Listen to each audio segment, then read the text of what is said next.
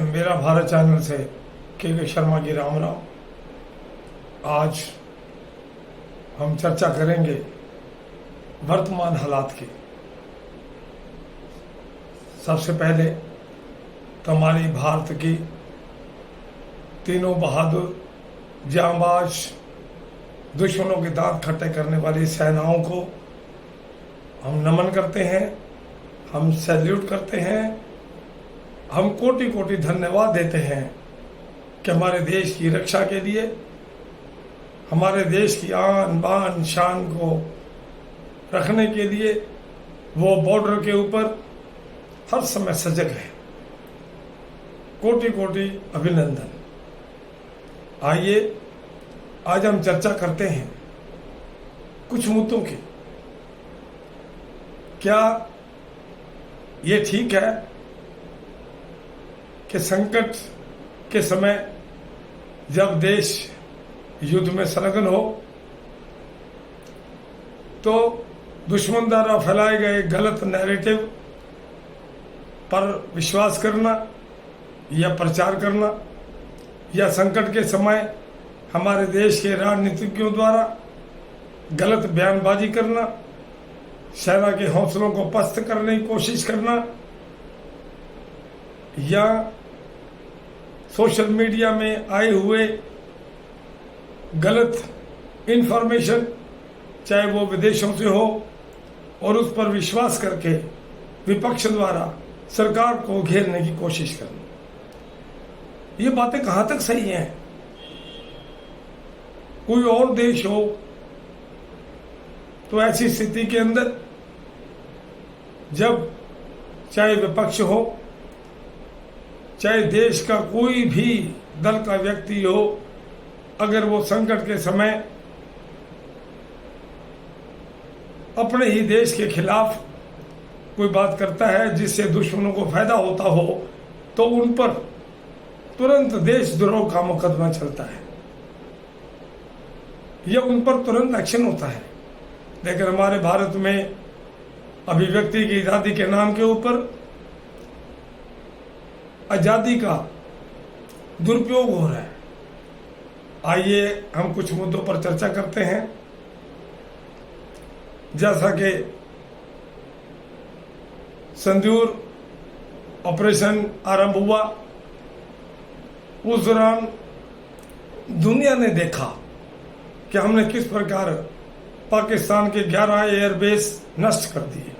दुनिया ने देखा कि किस प्रकार हमने राफेल, S-400, ब्रह्मोस या सुदर्शन मिसाइल के माध्यम से पाकिस्तान को कहीं का नहीं छोड़ा। हमारे देश के बनाए हुए शस्त्रों को कामयाब होते हुए इस दुनिया ने देखा।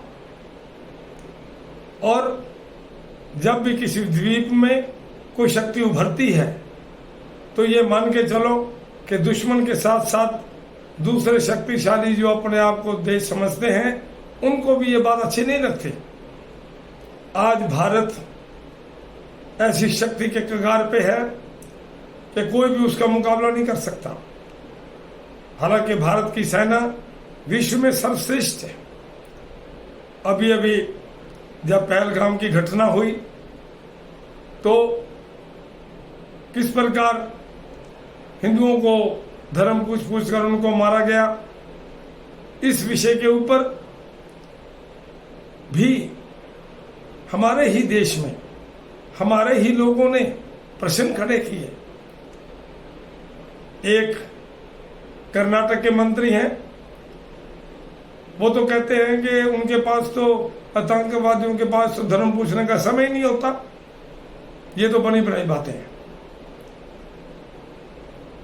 और इसी प्रकार ही हमारे यूपी के विपक्ष वाले, वो भी ये कहते हैं ऐसे ही पहले होता है, जब इलेक्शन आने लगते हैं ऐसी घटनाएं होती हैं और इन सब की जांच होनी चाहिए।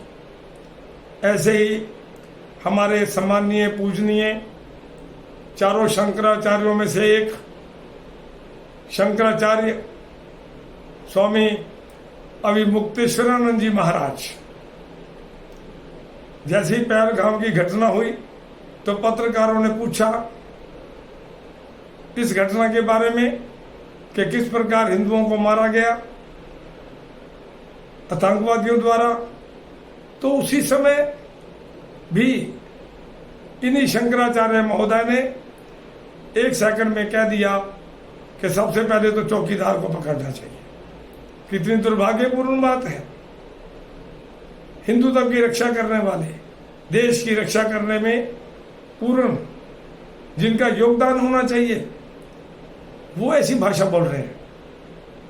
और इनके बारे में तो बहुत ही प्रसिद्ध हो चुका है कि किस प्रकार प्रयागराज में भी जाकर इन्होंने राजनीतिक पॉलिटिकल विचारधारा के साथ गलत बयानबाजी करी और फट योगी का रिजाइन मांग लिया। ठीक इसी प्रकार इन्होंने राम मंदिर के समय भी लगातार आलोचना की। इन्होंने बिल्कुल नहीं सोचा कि इतने 100 वर्षों से जो राम मंदिर का मामला लटका हुआ था उस पर खुशी जाहिर करते हुए इनको भी अपना योगदान देना चाहिए था। अर्थात मेरा कहने का मतलब, चारों शंकराचार्य जो है, चारों पीठ के, इनका मकसद हिंदुत्व की रक्षा करते हुए, सनातन धर्म की रक्षा करते हुए ये भी फर्ज बनता है कि वो देश की सरकार को अच्छा मार्गदर्शन दें, देश के प्रति अपना भी योगदान दें। लेकिन ऐसा नहीं होता। देश की दलगत राजनीति के अंदर हमारे शंकराचार्य जी भी बीच में आ गए, तो जो ऐसा नहीं होना चाहिए था। मैं उनसे नम्र हाथ जोड़कर प्रार्थना करता हूं, कृपया वो हमारे देश की सनातन की रक्षा के लिए काम करें, हिंदुत्व की रक्षा के लिए काम करें। जैसा कि सम्राट अशोक के समय जब बौद्ध धर्म हावी था, उस समय किस प्रकार सनातन की रक्षा करने के लिए चारों शंकराचार्यों ने मेहनत करी और हिंदू धर्म को या सनातन धर्म को बचाया। अब दूसरी बात, बड़ी हैरानी की बात है, जैसे मैंने पहलगाम घटना की बात की,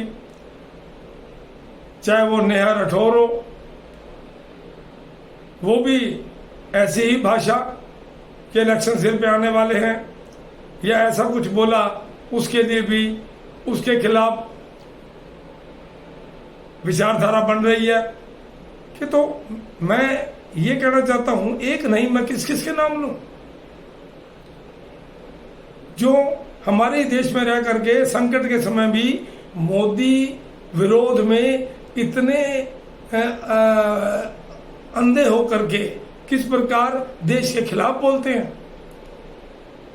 और ये जो विचारधारा है, जैसे शंकराचार्य ने दी या कर्नाटक के मंत्रियों ने दी या यूपी के मंत्रियों ने दी, अपोजिशन वालों ने, यूपी के अपोजिशन वालों ने दी, या महाराष्ट्र से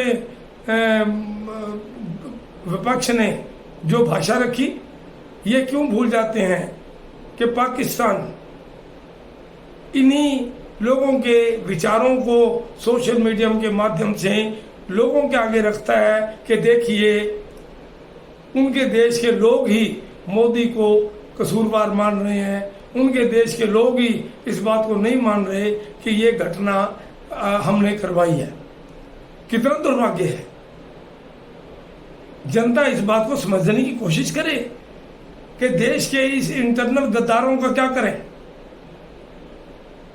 क्यों नहीं ऐसा संविधान के अंदर हमारे आर्टिकल दिया जाता कि ऐसे लोग जो संकट के समय भी दुश्मन का साथ दें या ऐसी विचारधारा रखें या रक्षे करने वालों के खिलाफ बोले, तो इन पर देशद्रोह का केस चलना चाहिए।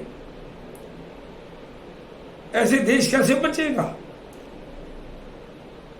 मुझे याद है हमारे सीडीएस, पूर्व सीडीएस, जिनकी हेलीकॉप्टर दुर्घटना में मृत्यु हो गई थी, श्री विपिन रावत, उन्होंने एक बात कही थी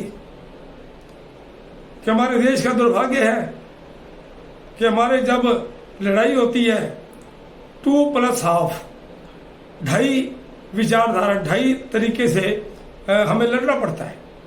एक जो थल सेना आमने सामने, एक एयर स्ट्राइक के माध्यम से, या विदेशी विचारधारा के माध्यम से, और आधा वो जो हमारे देश के अंदर गद्दार बैठे हैं, हमारे देश की जो अपोजिशन है, हमारे देश के जो ऐसे दुश्मन का साथ देने वाले लोग बैठे हैं, जो ऐसे मौके पर ऐसी विचारधारा करते हैं, उनसे ही लड़ना पड़ता है। और सबसे मुश्किल लड़ाई यही होती है कि ऐसे लोगों से कैसे लड़ा जाए। सीज फायर हुआ, हालांकि हुआ नहीं, सिंदूर ऑपरेशन को एक बार एक्सटेंड किया गया, स्थगित किया गया, और ट्रंप ने, अमेरिका के राष्ट्रपति ट्रंप ने कह दिया कि मैंने करवाया सीज फायर। इस बात को लेकर देश में हू हल्ला मच गया।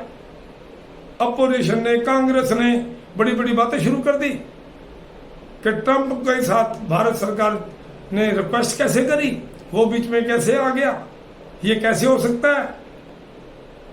लेकिन वही ट्रंप, अमेरिका के राष्ट्रपति, 2 दिन पहले अपने जो उस स्टेटमेंट है उससे पीछे हट गए।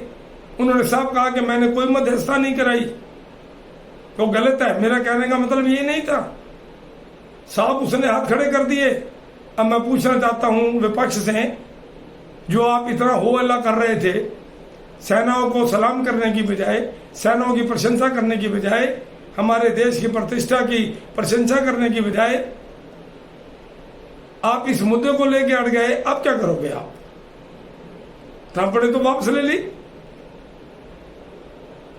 दूसरे देश तमाशा देखते हैं इस चीज का कि हमारे देश में संकट के समय भी अपोजिशन ऐसे करती है। हालांकि सर्वदलीय बैठक के अंदर कांग्रेस से लेकर सभी दलों ने समर्थन दिया कि हम आपके साथ हैं, लेकिन बाहर निकल करके एक यूपी के कांग्रेस के अजय राय हैं, उन्होंने तो राफेल को खिलौना सोशल मीडिया पे दिखाते हुए हाथ में खिलौना लेकर कहा कि तो राफेल तो एक खिलौना ही है। कितनी बेहुदा बात है। और उसी राफेल ने दांत खट्टे कर दिए पाकिस्तान के। क्यों छूट है हमारे देश में? क्यों अभिव्यक्ति की आजादी के नाम के ऊपर ये देश के ऐसे गद्दार लोग, जो देश की भक्ति तो दूर की बात है, विरोध में इतना गिर जाते हैं कि देश के बारे में सोचने की फुर्सत नहीं उनको। आखिर ये कसूर किसका है? ये कसूर हमारा है, जनता का है, कि जनता क्यों बार बार ऐसे लोगों को चुन करके भेजती है। अगर आप देश को बचाना चाहते हैं तो ऐसे लोग जो संकट के समय पहचाने जाते हैं, चुन चुन करके इनको खदेड़ो, इनको सरकार में मत आने दो दोबारा। जनता की देशभक्ति के कारण ही ये सेनाएं लड़ पाती हैं। अगर अपोजिशन की स्टेटमेंट सुने तो सेना का तो मनोबल वो तो कभी ध्यान नहीं देते। अभी पीछे एक चैनल पर पूर्व मेजर गौरव आर्य ने ये बात सही साफ कही। जब उसे प्रश्न पूछा गया,